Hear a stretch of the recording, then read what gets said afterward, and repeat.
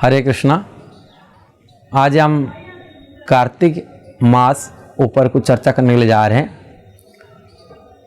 कार्तिक मास में भगवान श्री कृष्ण की अनेक लीला हुई है।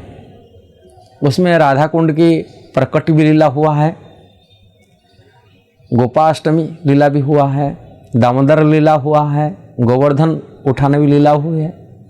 विशेष लीला अंदर में देखा जाए, दामोदर लीला होने के नाते भगवान श्री कृष्ण का नाम दामोदर पड़ा था और उसी दामोदर मास भी ये महीना को कहा जाता है।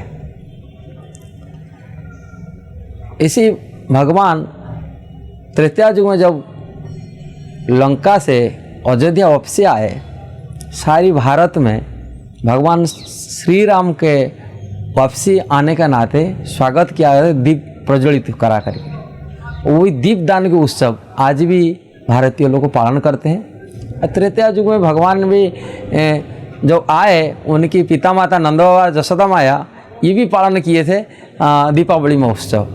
अब उसी अवसर पर एक दिवाली उत्सव अवसर पर कुछ ऐसे ही कार्य में व्यस्त थे जो जसोदा माया भूल गए कृष्ण के ठीक से चर्चा करने के लिए, उनको दूध पिलाने के लिए।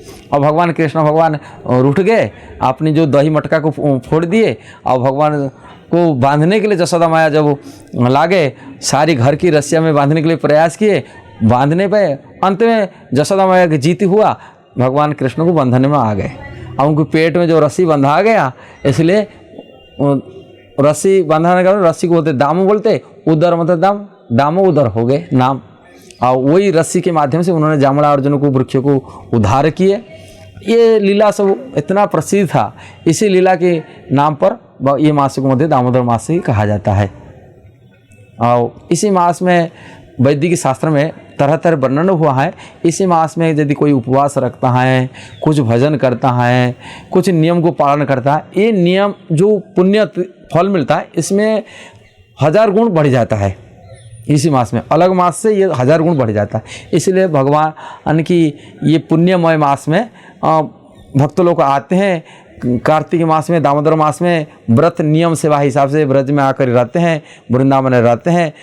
नित्य प्रतिदिन दामोदर भगवान को दिया, सवेरे शाम को दिया देखा कर जला के उनको स्वागत करते हैं।